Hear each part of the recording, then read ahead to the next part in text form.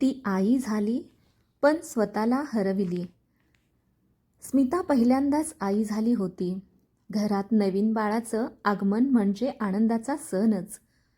पण तिच्या आयुष्यात मात्र तो आनंद हळूहळू तणाव, अश्रू आणि एकटेपणात बदलत होता. डिलिव्हरीनंतर स्मिताचं शरीर अजूनही अशक्त झालं. टाके दुखत होते, झोप अपुरी होती आणि सतत बाळाच्या रडण्यामुळे तिचं डोकं ठणकत होतं. पण सासरी कुणालाही तिच्या वेदनांची जाणीव नव्हती. आमच्या वेळेला असं काही नव्हतं. आम्ही दुसऱ्या दिवशीपासून कामाला लागायचो. सासूबाई रोज टोमणा मारायच्या. स्मिता शांतपणे ऐकायची. कारण उत्तर देण्याची ताकदच उरली नव्हती. सासरी टोमण्यांचा पाऊस. एक दिवस सकाळी, "अगं, एवढंसं बाळ सांभाळायला काय होतंय? घरातलं कामही करावं लागतं." सून म्हणजे काम करणारीच हवी, सासूबाई ओरडल्या. स्मिता बाळाला शांत करत होती. तिच्या डोळ्यातून पाणी गळत होतं. नणंद हसत होती. "ताई, तू खूपच नाजूक आहेस. इतकं ड्रामा कशाला करतेस?" त्या क्षणी स्मिताला वाटलं, कोणीतरी एकदा तरी तिच्या बाजूनं उभं राहावं. नवऱ्याची उदासीनता. स्मिताचा नवरा अमोल ऑफिसच्या कामात व्यस्त असायचा. "अमोल, मला खूप थकवा येतोय. मला जरा मदत करशील का?" स्मिता हळू आवाजात म्हणाली. "मी दिवसभर काम करतो. आता घरी आलो की शांतता हवी. तू मॅनेज कर ना." अमोलने फोनवरून नजरही न हलवता उत्तर दिलं. त्या उत्तराने स्मिताचं मन पूर्णपणे तुटलं. रात्री बाळ झोपल्यावर स्मिता मोबाईल हातात घेऊन आईचा नंबर बघत बसायची. आईला सांगावं का? पण ती काळजी करेल. ती स्वतःशीच बोलायची. एक दिवस तिचा धीर सुटला. "आई." फोन लागता स्मिता रडायला लागली. आईचा आवाज प्रेमाने भरलेला होता. "काय झालं ग बाळा?" "आई, मला काहीच जमत नाही. मी खूप थकले. इथे कोणी समजून घेत नाही." आई काही क्षण शांत राहिली. मग म्हणाली, "बाळा, तू लगेच इथे ये. तुझी आई आहे ना तुझ्यासाठी." स्मिताने माहेरी जाण्याचा विषय काढला. "अगं, बाळ झालं म्हणजे माहेरी पळायचं का? सासरचं घर आहे हे तुझं," सासूबाईंनी कडक आवाजात सांगितलं. स्मिता गप्प बसली. पण आतून ती तुटत होती. दिवसेंदिवस स्मिता शांत होत गेली. ती बोलायची कमी, हसायची नाही आणि स्वतःकडे लक्ष देणं तर तिने सोडलंच होतं. एक दिवस तर ती इतकी खचली की तिने स्वतःला आरशात पाहिलं आणि विचारलं, "ही मीच आहे का?" तिच्या डोळ्यात फक्त रिकामेपणा होता. त्या दिवशी बाळ जोरात रडत होतं. स्मिता पूर्णपणे कोसळली. अचानक अमोलने ते पाहिलं. "स्मिता, काय झालं तुला?" तो घाबरला. स्मिता ओरडली, "मला काहीच जमत नाही. मी वाईट आई आहे. मला सगळं सोडून पळून जायचंय." अमोल पहिल्यांदाच तिच्या वेदना समजून घेत होता. अमोलने डॉक्टरांचा सल्ला घेतला. त्यांना कळलं की स्मिता पोस्टपार्टम डिप्रेशनमध्ये आहे. तो सासूबाईंना म्हणाला, "आई, स्मिताला त्रास होतोय. तिला आपल्या सपोर्टची गरज आहे, टोमण्यांची नाही." घरात पहिल्यांदाच शांतता पसरली. स्मिताला काही दिवसांसाठी माहेरी पाठवलं गेलं. आईच्या कुशीत डोकं ठेवल्यावर ती रडली, खूप रडली. आई म्हणाली, "रड ग, सगळं बाहेर काढ. तू कमजोर नाहीस, तू आई झाली आहेस." हळूहळू स्मिता सावरू लागली.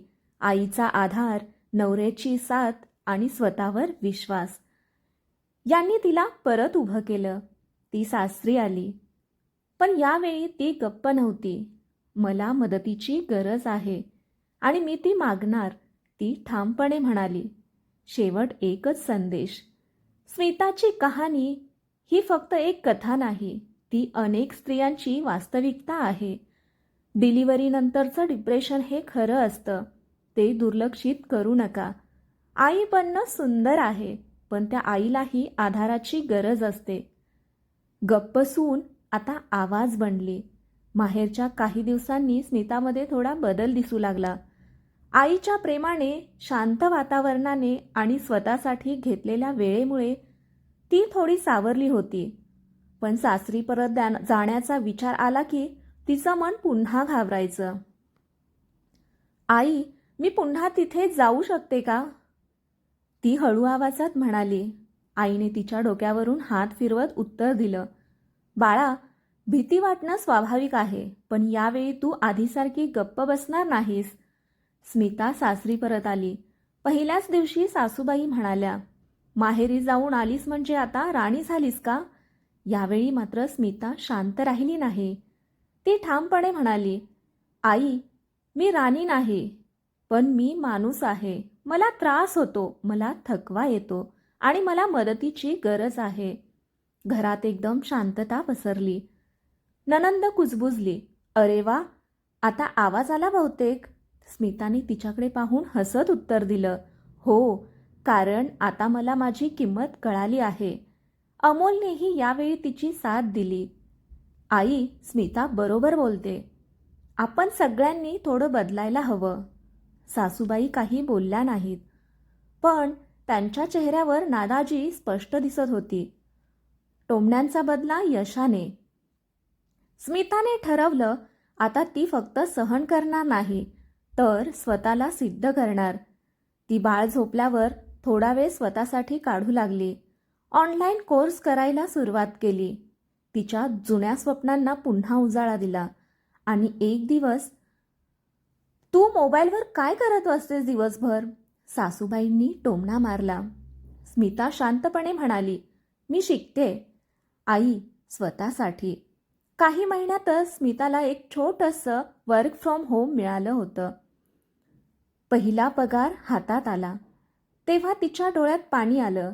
अमोलने अभिमानाने विचारलं, काय करणार या पैशाचं?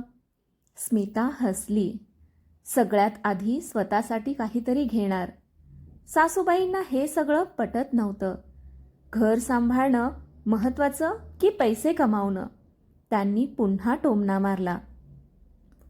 यावेळी स्मिताचं उत्तर ठाम होतं, दोन्ही महत्त्वाचं आहे आई, आणि मी दोन्ही करू शकते. हळूहळू घरातलं वातावरण बदलू लागलं. नणंद ही तिच्याकडे वेगळ्या नजरेने बघू लागली. आई म्हणून, स्त्री म्हणून विजय होता तो. एक दिवस सासूबाई अचानक आजारी पडल्या. घरात सगळे घाबरले, पण स्मिता पुढे आली. तीच त्यांची काळजी घेत होती. औषधं, जेवण, सगळं काही. एका रात्री सासूबाई हळू आवाजात म्हणाल्या, स्मिता, मी तुझ्याशी खूप वाईट वागले ना? स्मिताच्या डोळ्यात पाणी आलं. आई, त्यावेळेस मला खूप त्रास झाला, पण आता मला समजतंय, तुम्हालाही कदाचित कोणी समजून घेतलं नव्हतं. सासूबाईंनी तिचा हात धरला. माफ कर मला आणि धन्यवाद. तू सून नाहीस, तू माझी मुलगी आहेस. त्या क्षणी स्मिताला जाणवलं, ती जिंकली आहे, बदला घेऊन नाही तर प्रेमाने. अमोल तिच्याकडे पाहून म्हणाला, मला तुझा अभिमान आहे. स्मिता हसली. तिच्या डोळ्यात आत्मविश्वास चमकत होता. शेवटचा संदेश हाच की स्त्री फक्त आई नसते, ती स्वतःचं एक जग असते. तिला समजून घेणं, तिची साथ देणं ही कुटुंबाची जबाबदारी आहे. आणि एकदा ती उभी राहिली तर ती सगळं बदलू शकते. शांत वादळ आता वीज बनलं होतं. स्मिताचं आयुष्य आता स्थिर वाटत होतं. सासूबाई बदलल्या होत्या. अमोल तिच्यासोबत उभा होता आणि ती स्वतःच्या पायावर उभी राहत होती.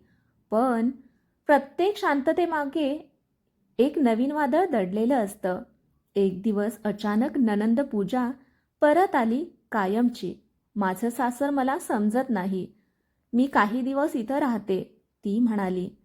पण तिच्या डोळ्यात काहीतरी वेगळंच होतं, अहंकार आणि जळफळाट.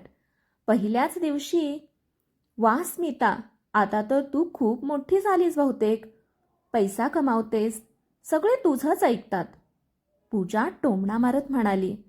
स्मिता शांतपणे उत्तरली, मोठं काही नाही, फक्त स्वतःला हरवू दिलं नाही. घरात पुन्हा तणाव निर्माण झाला.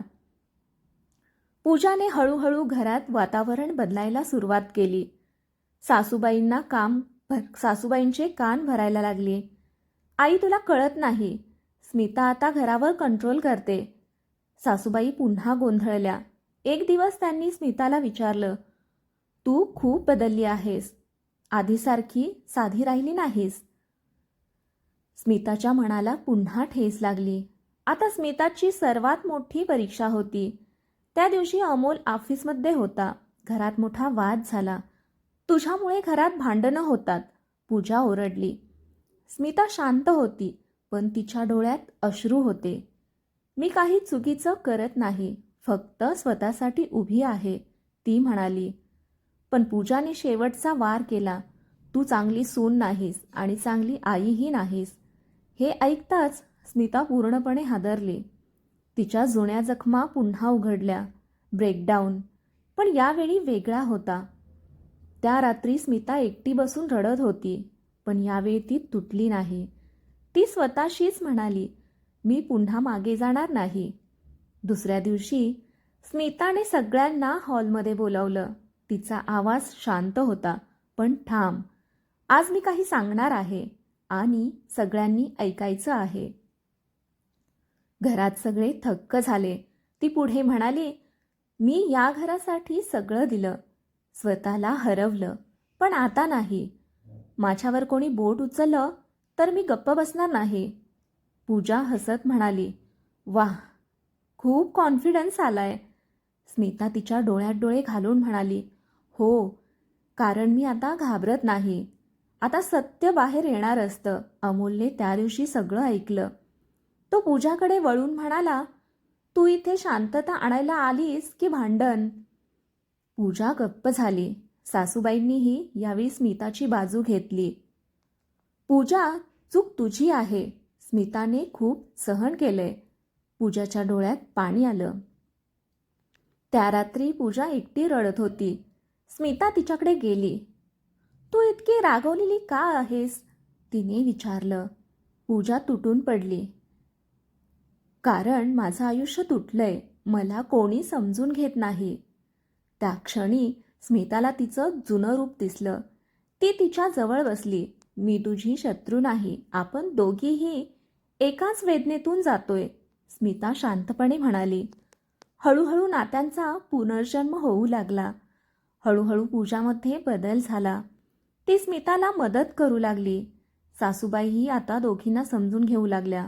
एक दिवस पूजा हसत म्हणाली, ताई, मला तुझ्यासारखं स्ट्रॉंग बनायचं आहे. स्मिता हसली. स्ट्रॉंग बनायचं असेल तर आधी स्वतःवर प्रेम कर. अमोल सगळं पाहत होता. हीच खरी फॅमिली आहे, तो म्हणाला. कधीकधी वाईट वागणाऱ्या लोकांच्या मागेही एक वेदना असते.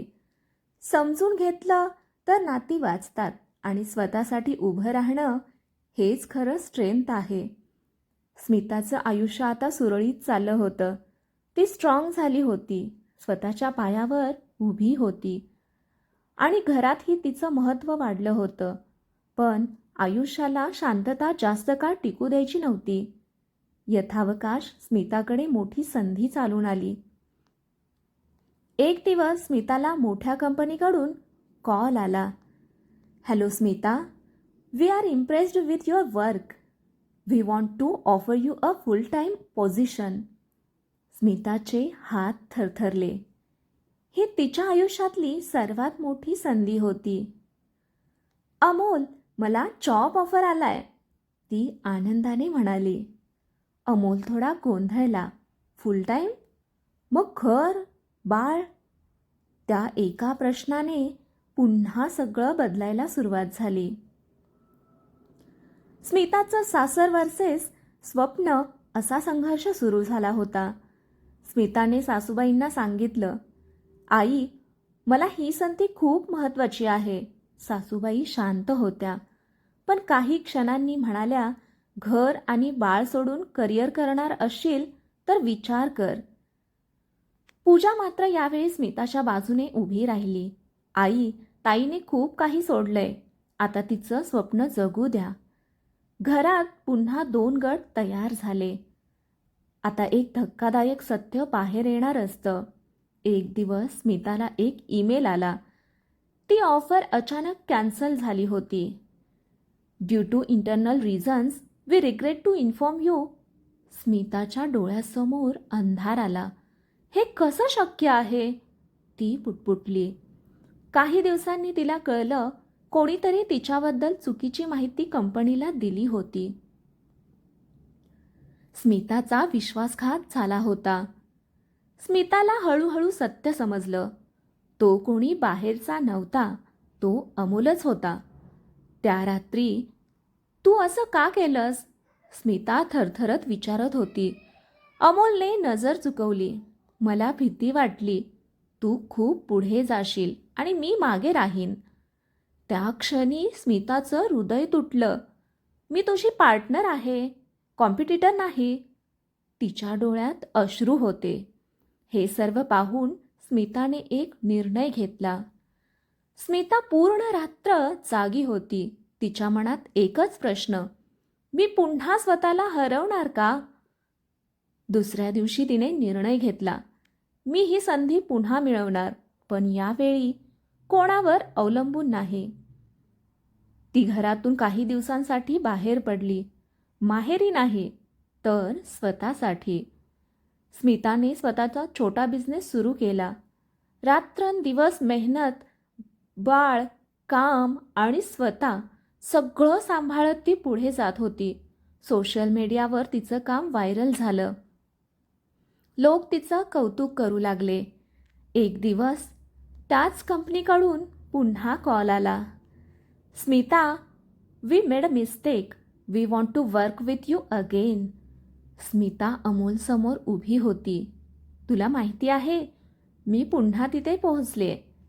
अमोलच्या डोळ्यात पश्चाताप होता. मला माफ कर, मी चूक केली. स्मिता शांतपणे म्हणाली. माफ करणं सोपं असतं, पण विसरणं कठीण. स्मिताला स्वतःची ओळख मिळाली. स्मिताने कंपनीची ऑफर स्वीकारली, पण यावेळी एका अटीवरती. स्वतःच्या टर्म्सवर काम करणार होती. अमोल हळूहळू तिचा विश्वास परत मिळवण्याचा प्रयत्न करत होता. स्मिता आता वेगळी होती. ती फक्त कोणाची सून, पत्नी किंवा आई नव्हती.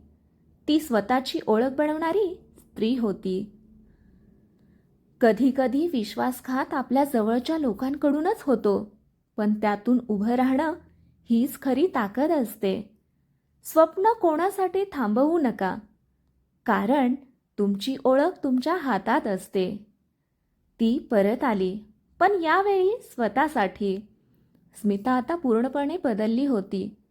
तिच्या डोळ्यात आत्मविश्वास होता, पण मनात अजूनही एक जखम जिवंत होती.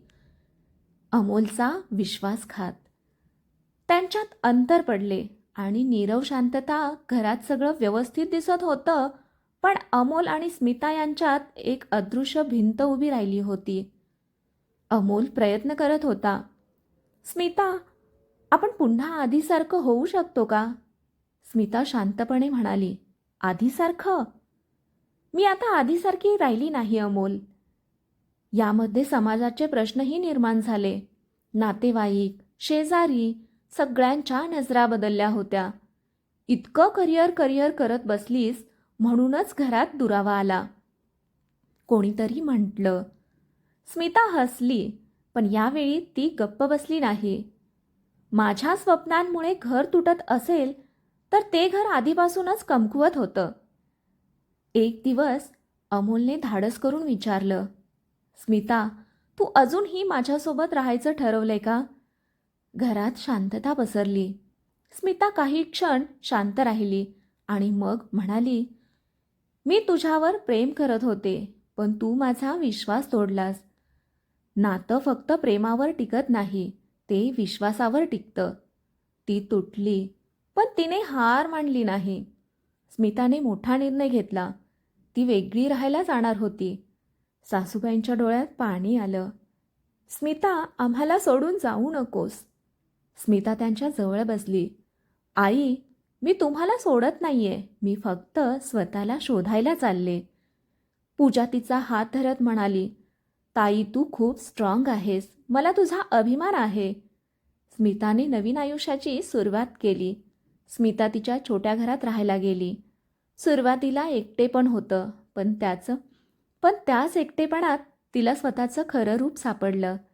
तिने स्वतःला तिच्या कामात झोकून दिलं. तिचा बिझनेस मोठा झाला. ती अनेक महिलांसाठी इन्स्पिरेशन बनली. एक दिवस तिला एका इव्हेंटमध्ये बोलावलं गेलं. स्टेजवर उभी राहून ती म्हणाली, "मी कधीतरी खूप तुटले होते, पण आज मी इथे उभी आहे. कारण मी स्वतःला सोडून दिलं नाही." अमोलने शेवटचा प्रयत्न करायचे ठरवले. अमोल तिला भेटायला आला. त्याच्या डोळ्यात पश्चाताप होता. "स्मिता, मला एक संधी देशील का?" स्मिता शांतपणे त्याच्याकडे पाहत म्हणाली, "मी तुला माफ केलंय, पण मी परत मागे जाऊ शकत नाही. कधी कधी प्रेम असूनही नातं संपवावं लागतं." काही वर्षांनी स्मिता एक यशस्वी स्त्री बनली होती.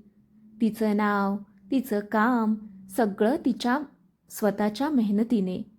आणि एक छोटंसं दृश्य होतं ते म्हणजे ती तिच्या मुलाला शाळेत सोडायला गेली होती. मुलगा हसत म्हणाला, "मम्मा, तू माझी हिरो आहेस." स्मिताच्या डोळ्यात पाणी आलं. पण यावेळी ते अश्रू दुःखाचे नव्हते, ते अभिमानाचे होते. स्त्रीची ओळख फक्त नात्यांमध्ये नसते, ती तिच्या स्वप्नांमध्ये असते. तुटणं म्हणजे शेवट नाही, ती एक नवीन सुरुवात असते. आणि सर्वात महत्त्वाचं, स्वतःवर प्रेम करा, कारण तुम्हीच तुमची खरी ताकद आहात. ही कथा वाचल्याबद्दल, ऐकल्याबद्दल आपले खूप खूप आभार. ही कथा आपल्याला आवडली असेल तर या कथेला लाईक करा, शेअर करा आणि या चॅनेलला सबस्क्राईब करा. धन्यवाद.